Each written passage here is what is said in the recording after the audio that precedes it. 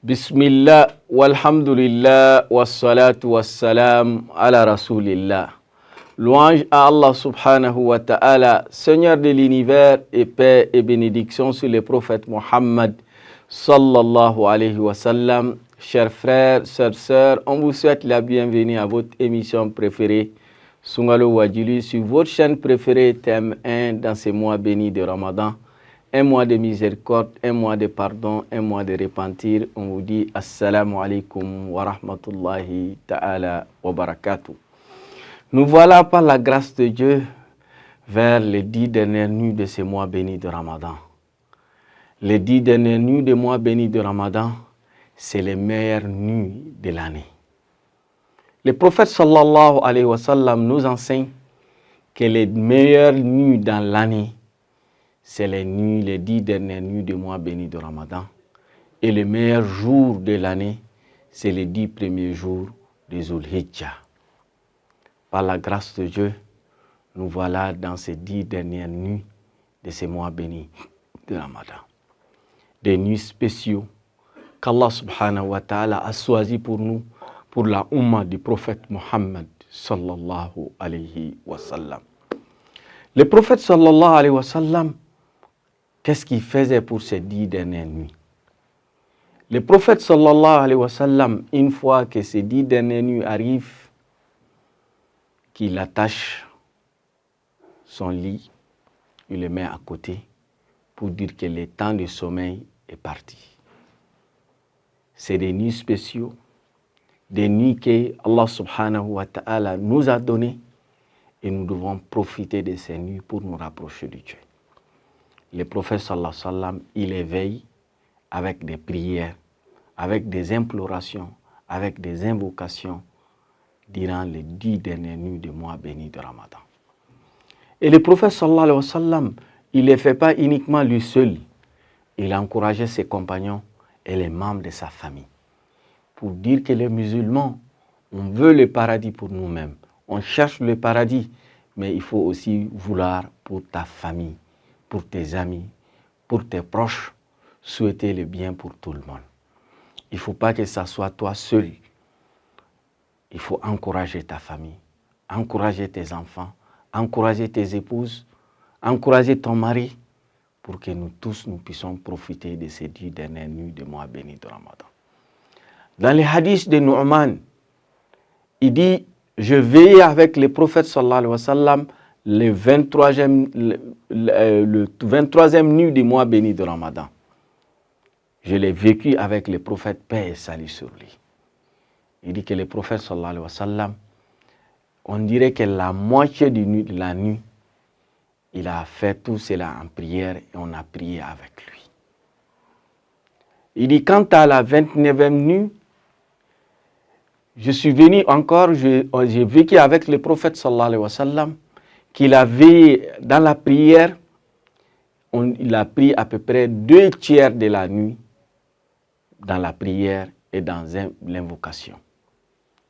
Il dit, je vécu aussi la 27e nuit avec le prophète sallallahu alayhi wa sallam.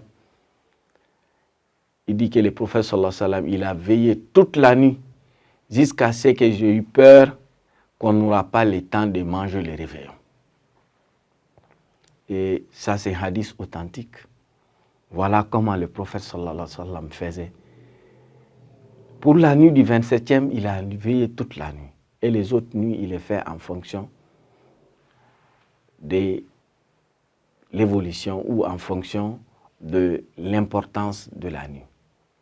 Pour nous dire, chers frères et sœurs, toi et moi, qui ont de multiples problèmes, qui ont des péchés, qui ont beaucoup de manquements, nous devons faire l'effort de poser des actes, de veiller cette nuit avec des prières pour nous rapprocher d'Allah subhanahu wa ta'ala. Mais Allah nous dit, la yukallifullahu nafsan illa usaha. Dieu n'impose à personne ce qu'il ne peut pas supporter.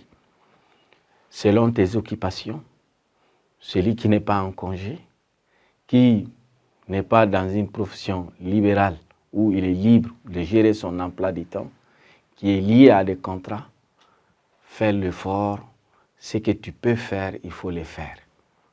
Ça veut dire quoi? Ça veut dire, regarde ton agenda. Je peux faire combien de temps? 1 heure de temps, 2 heures, 3 heures, qui ne va pas affecter ou impacter négativement mes engagements. Donc, il faut t'organiser pour pouvoir les faire.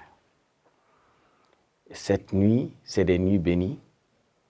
Fais tout pour que chaque nuit, dans ces 10 dernières nuits des mois bénis de Ramadan, que tu puisses faire un certain nombre de choses. Chaque nuit, ne laisse pas une nuit passer. La nuit du 21, fais l'effort, ça fait partie des nuits où la nuit du destin peut être située. La nuit du 22, fais aussi l'effort. La nuit du 23, 24, 25, toutes les nuits. Mais comme on a dit, les nuits impaires, tu augmentes la quantité que tu faisais auparavant.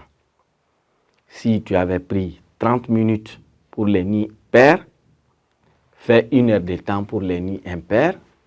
Et quant à la nuit du 27, fais 1 heure de double. Donc, nous devons profiter de cette nuit en faisant la prière à Salah. Et les prophètes animaient cette nuit avec la prière. Donc, cela veut dire que parmi les activités que le musulman doit faire dans cette nuit, il figure en grande place la prière. Et cette prière, tu peux le faire seul, avec sa famille, ou te déplacer pour aller dans une mosquée où les gens font la prière de tahajjud. Là, l'effet de groupe va t'aider. Ou quelqu'un qui n'a pas une grande quantité de Coran à mémoriser, ça va t'aider de pouvoir profiter de cela. Deuxième chose qu'il faut faire dans cette nuit, ça c'est les doigts. C'est une nuit où l'invocation est beaucoup exaucée. Donc le musulman fait l'effort d'implorer Dieu, surtout la dernière partie de la nuit, et surtout quand on est prosterné, quand on est en prosternation, dans une prière surrogatoire, après avoir récité Subhana Rabbiyal A'la ou Subhana Rabbiyal A'la wa bihamdihi, l'invocation à cette partie, d'après les érudits, est ouverte. On peut le faire dans n'importe quelle langue, mais comme nous avons dit, dans l'invocation, il faut respecter la forme.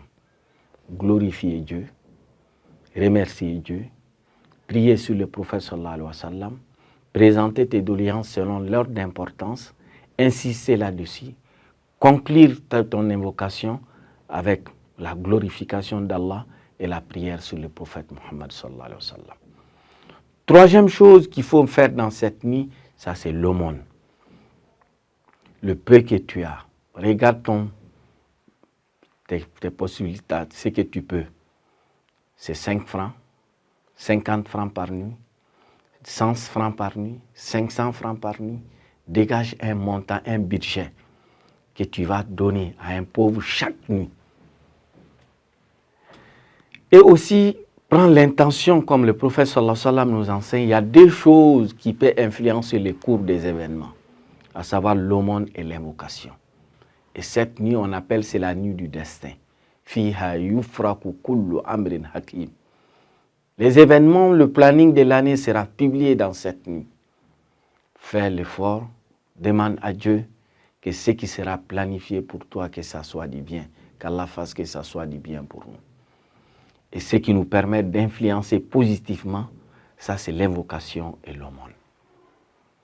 Et aussi, chers frères et sœurs, parmi les activités qu'on peut mener dans cette nuit, il y a la lecture du Coran, où les zikrs en global, et le Coran fait partie des plus grands zikrs, où la zikr la plus méritoire auprès de Dieu, c'est la lecture du Coran. On dit celui dont la lecture du Coran lui a préoccupé, lui a empêché de demander, qu'Allah subhanahu wa ta'ala va satisfaire tous ses demandes, tous ses besoins. Donc lis le Coran autant que tu peux. Dans cette nuit, chers frères et sœurs, fais l'effort dans ces 10 dernières nuits de multiplier la demande de pardon. Al-istighfar, at-tawba wal-istighfar. De répéter constamment cette formule qui nous a été enseignée par la mère des croyantes Aïcha radiyallahu anha quand elle a demandé au prophète sallallahu alayhi wa sallam, quand je sais que cette nuit c'est la nuit du destin, qu'est-ce que tu me conseilles comme formule d'invocation? Le prophète l'a enseigné, cette formule qui est Allahumma innaka afuwun tuhibbul afwa fa'fu anni. Dieu, tu es le pardonneur. Tu aimes pardonner, je te demande de me pardonner. Chers frères et sœurs, chacun d'entre nous doit apprendre cette formule. Quand tu ne le sais pas, il faut écrire. Il faut mettre dans ton téléphone. Il faut la réciter constamment. Dès qu'on annonce après Maghrib, la nuit commence. Et c'est la nuit qui devance le jour selon la conception islamique. Donc cela veut dire que dans les jours impairs, on cherche les nuits impaires. Qu'Allah nous accorde la nuit de Laylatul Qadr, une nuit plus méritoire que 1000 mois d'adoration. Qu'Allah nous accorde cela. Chers frères et sœurs, ceux qui ont des questions, des suggestions, n'hésitez pas à envoyer sur le numéro qui est affiché en bas de votre petit écran. Qu'Allah nous accorde la nuit du destin, qui nous aide à profiter de cette nuit et qu'il accepte nos invocations dans cette nuit et les actes d'adoration que nous accomplissions. Qu'Allah fasse que ces 10 dernières nuits soient des témoins pour nous, non des témoins contre nous le jour du jugement dernier. Wa jazakumullahu khayran, wa barakallahu fikum, wa ahsanallahu ilaykum.